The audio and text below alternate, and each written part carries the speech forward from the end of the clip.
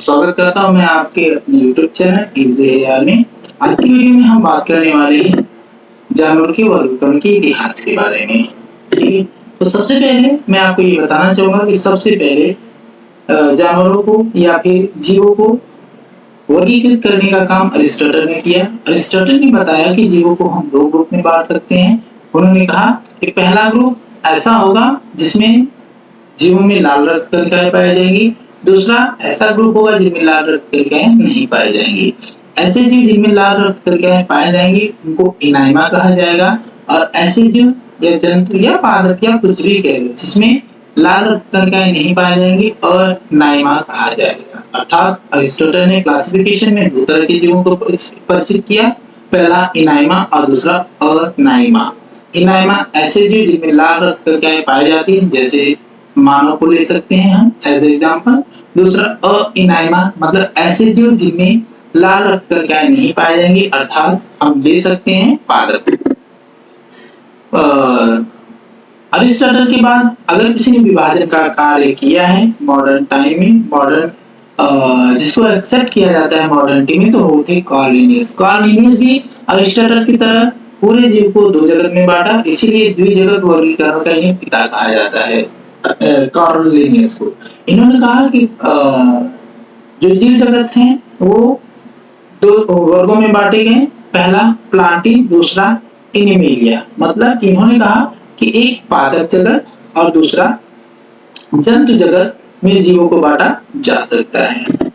और modern time में अगर हम वर्गीकरण का क्लासिफिकेशन का एग्जांपल देखें तो मॉडर्न टाइम में क्लासिफिकेशन काफी पहलुओं पे किया जाता है, काफी लेवल पे किया जाता है। जैसे लेवल ऑफ ऑर्गेनिज्म, हमारे चारों तरफ बहुत तरह के जीव पाए जाते हैं। ठीक है, पहले हम ये समझ लेते हैं कि क्लासिफिकेशन केवल कशेरुकी और अकशेरुकी बेस पे नहीं होता है, बल्कि क्लासिफिकेशन बहुत तरीके से होता है। तो पहला क्लासिफिकेशन का जो लेवल हो सकता है इस तरह से भी हो सकता है कि हमारे चारों तरफ बहुत ऐसे जीव होते हैं जिनमें केवल या तो कोशिका पाई जाती है, या तो कोशिका के साथ में टिश्यू पाया जाता है, या तो कोशिका टिश्यू के साथ में ऑर्गन तक ही बस पाया जाता है, या सेल टिश्यू ऑर्गन या ऑर्गन सिस्टम भी पाया जाता है। तो कहने का मतलब है कुछ कुछ ऐसे जीव होते हैं जिनमें बस क्या होते हैं, सेल्स पाए जाते हैं। ठीक है, उनमें टिश्यूज ऑर्गन सिस्टम नहीं पाया जाता है। कुछ ऐसे होते हैं जिसमें सेल के साथ में टिश्यूज पाए जाते हैं, या कुछ ऐसे होते हैं जिसमें ऑर्गन पाए जाते हैं, और कुछ ऐसे होते हैं ऑर्गन सिस्टम पाए जाते हैं। तो इनके हिसाब से भी लेवल ऑफ ऑर्गेनाइजेशन के हिसाब से भी जीवों के प्रकार किए जाते हैं। नेक्स्ट, बॉडी सिमेट्री के हिसाब से कुछ जीव ऐसे होते हैं जिनकी बॉडी सिमेट्रिकल कट हो जाती है तो उनको एक तरह का जीव कहा जाता है। कुछ जीव ऐसे होते हैं जिनकी सिमेट्रिकल क्या होती है, ऐसे ऐसे दोनों तरीके हॉरिजॉन्टली और वर्टिकली दोनों तरीके से इक्वल हो जाती है, उसको हम अलग टाइप का जीव कहते हैं। तो बॉडी सिमेट्री के हिसाब से भी जीवों के वर्गीकृत कर सकते हैं। और बॉडी कैविटी, कुछ ऐसे जीव होते हैं जिनमें body cavity, I can next page. तो बॉडी कैविटी के हिसाब से भी, जैसे कैविटी हम कह सकते हैं कि कुछ ऐसे जीव होते हैं जिनमें कैविटी पूरी तरीके से क्या होती है, बन गई होती है, तो उसको हम गुहिका कहते हैं। ठीक है, कुछ ऐसे जीव होते हैं जिसमें गुहिका पूरी तरीके से नहीं बनती है, अल्प मात्रा में पाई जाती है, तो उसे छद्म गुहिका जीव कहते हैं।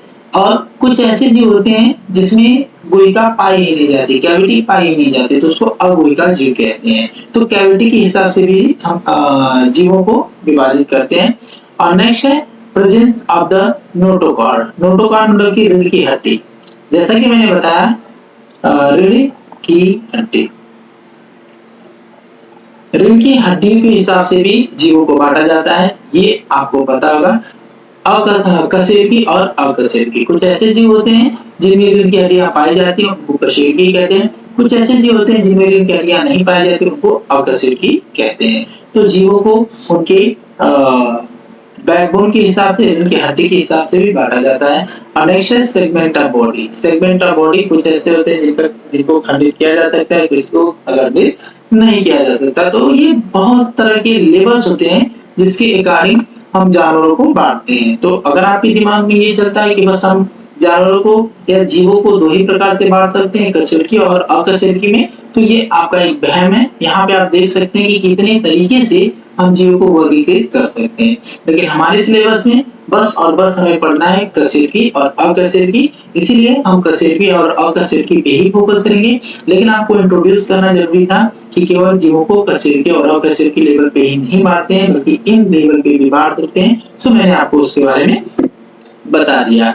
To major division of the animals, अब देखिए जैसे कि मैंने कहा कि हमारे सिलेबस में बस क्या पढ़ना है, कशेरुकी और अकशेरुकी। जैसे कि मैंने बताया कि कशेरुकी जीव वैसे होते हैं जिनमें रीढ़ की हड्डियां पाई जाती है। ऐसे जीव जिनमें रीढ़ की हड्डियां क्या हो, पाई जाती हैं, उनको कशेरुकी मतलब कि वर्टेब्रल कहते हैं। कुछ ऐसे जीव होते हैं जिनमें रीढ़ की हड्डियां नहीं पाई जाती, अकशेरुकी मतलब कि इनवर्टेब्रल इनवर्टेब्रेट कहते हैं। ठीक है, और ये हमारे सिलेबस में है।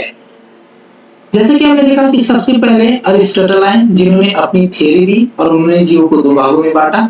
उसके बाद मॉडर्न टाइम में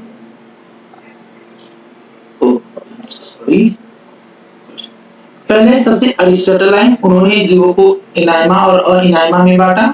ठीक है, उसके बाद कार्लिनियस आए, कार्लिनियस ने भी जीवों को दो भागों में बांटा, एक कहा कि पादप जगत और दूसरा उन्होंने कहा जंतु जगत, मतलब कि एनिमल, और दूसरा उन्होंने कहा प्लांट। अब इसके बाद हैकर आए, हैकर उन्होंने कहा कि नहीं, हम जीवों को केवल पादप और जंतु जगत में नहीं बांट सकते हैं, बल्कि उन्होंने एक अलग तीसरे ग्रुप से, जीवों के ग्रुप से इंट्रोड्यूस कराया, जो कि क्या कहा गया, प्रोटिस्टा। इन्होंने कहा कि जीवों को तीन ग्रुप में बांटा जाएगा, पादप, जंतु और प्रोटिस्टा। और इसीलिए इनको सॉरी हैकर, हाँ हैकर ने कहा कि तीन जगत में बांटा जाएगा, इसलिए हैकर को तीन जगत का पिता कहा जाता है, तीन जगत वर्गीकरण का पिता कहा जाता है। जीवों के तीन जगत वर्गीकरण का पिता हैकर को कहा जाता है। हैकर के बाद एक और साइंटिस्ट आए, व्हिटेकर। व्हिटेकर ने कहा नहीं, हम जीवों को केवल तीन नहीं, जैसे कि इससे पहले जीवों को तीन भागों में पादप, जंतु और प्रोटिस्टा में बांटा जाता था, लेकिन जैसे ही व्हिटेकर है, उन्होंने कहा कि हम जीवों को तीन भागों में नहीं बल्कि पांच भागों में बांटेंगे।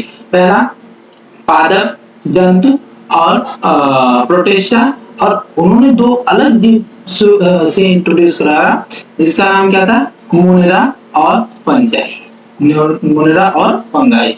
तो अगर मैं कहूं कि द्विजगत के द्विजगत वर्गीकरण के पिता कौन थे, या द्विजगत वर्गीकरण का सिद्धांत किसने दिया, तो कार्लिनियस ने। तीन जगत वर्गीकरण का सिद्धांत किसने दिया, तो हैकर ने। वहीं पांच जगत वर्गीकरण का सिद्धांत किसने दिया, व्हिटेकर ने। सबसे पहले किसने इंट्रोड्यूस कराया वर्गीकरण को, तो अरिस्टोटल ने कराया था। आगे हम देख लेते हैं 5 किंगडम क्लासिफिकेशंस में, जिसको व्हिटेकर ने इंट्रोड्यूस कराया था, उसमें कौन कौन से चीजों को उन्होंने इंट्रोड्यूस कराया था। तो उन्होंने एनिमेलिया जानवर, प्लांटी पादप जगत, प्रोटिस्टा और मोनेरा, और साथ साथ फंजाई से भी इंट्रोड्यूस करवाया था। अब थोड़ा सा प्रोटिस्टा और मोनेरा को देख लीजिए। प्रोटिस्टा और मोनेरा पूछा जाता है, ये इंपॉर्टेंट की कैटेगरी में आप रख सकते हैं। प्रोटिस्टा ऐसे जीव होते हैं जिसमें सिंगल सेल तो होता है, लेकिन वो यूकैरियोटिक होते हैं, like amoeba. Mean single cell जिसमें होता है, यूकैरियोटिक होते हैं, उनको हम प्रोटिस्टा कहते हैं। वहीं सिंगल सेल तो हो लेकिन प्रोकैरियोटिक जो होते हैं, उसको हम क्या कहते हैं, मोनेरा कहते हैं। ठीक है, सिंगल सेल यूकैरियोटिक सेल तो प्रोटिस्टा कहा जाएगा, वहीं सिंगल सेल प्रोकैरियोटिक सेल तो क्या कहा जाएगा, मोनेरा। प्रोटिस्टा का एग्जांपल अमीबा हो जाता है और मोनेरा का एग्जांपल बैक्टीरिया हो जाता है। फंजाई की अगर हम बात करें तो ये सिंगल सेल नहीं होते, मल्टी क्या होते हैं, मल्टी सेलुलर होते हैं। ठीक है, प्रोटिस्टा और मोनेरा की तरह ये सिंगल सेल नहीं होते हैं, मतलब प्रोकैरियोटिक यूकैरियोटिक बेसिकली डिवाइड नहीं होते हैं, बल्कि फंगाई जो होते हैं, फंजाई जो होते हैं, वो मल्टी सेलुलर होते हैं और डीकंपोजर्स होते हैं। ये क्या करते हैं, डीकंपोजर होते हैं, मतलब एक चीज को ग्रहण करके उसको दूसरी चीज में परिवर्तित कर देते हैं, जैसे मशरूम एक इसका एग्जांपल्स है। तो इतनी चीजें रही। अब यहाँ पे आप थोड़ा सा उसके इवोल्यूशन को देख लीजिए, शॉर्ट में, पूरे स्लाइड के एकदम शॉर्ट में आप देख लीजिए, जिससे कि आपको ये पता चल जाए कि सबसे पहले कहाँ पे किसने क्लासिफिकेशन का काम किया। तो एंशिएंट टाइम में अरिस्टोटल ने किया, जिन्होंने पूरे जगत को दो भागों में बांटा, एनाइमा और अएनाइमा। ठीक है, उसके बाद 18th सेंचुरी में आते हैं कार्लिनियस, वो भी जीवों को दो जगत में बांटते हैं, पहला पादप जगत, दूसरा जंतु जगत। 19th सेंचुरी में आते हैं हैकर, जो कि जीवों को 3 जगत में बांटते हैं, पादप जगत, जंतु जगत और साथ ही साथ वो प्रोटिस्टा एक नए वर्गीकरण से परिचित कराते हैं। 20th सेंचुरी मतलब कि मॉडर्न टाइम में वही लेकर आते हैं जो कि 5 किंगडम क्लासिफिकेशन, 5 जगत वर्गीकरण का सिद्धांत देते हैं। और अब की अगर टाइम की बात करें, मॉडर्न टाइम में जीवों को वर्गीकृत कैसे किया जाता है, तो मॉडर्न टाइम में जीवों को वर्गीकृत उनके मॉलिक्यूल्स वो या जेनेटिक क्वालिटी को देख करके वर्गीकृत किया जाता है। आपसे अगर पूछा जा सकता है या पूछा जाता है okay, कि मॉडर्न टाइम में जो जीव जंतु पादप होते हैं उनके वर्गीकरण का सिद्धांत क्या होता है, तो मॉलिक्यूल और जेनेटिक्स उनके क्लासिफिकेशन का सिद्धांत होता है। ये आप आंसर देंगे। बस इतना ही आज की वीडियो में रहा। और हमारे चैनल को लाइक शेयर एंड सब्सक्राइब करें और आने वाले वीडियोस में आपको और भी क्लासिफिकेशन के बारे में डिटेल्स मिलते रहेंगे। Thank you. आज की वीडियो में बस इतना ही।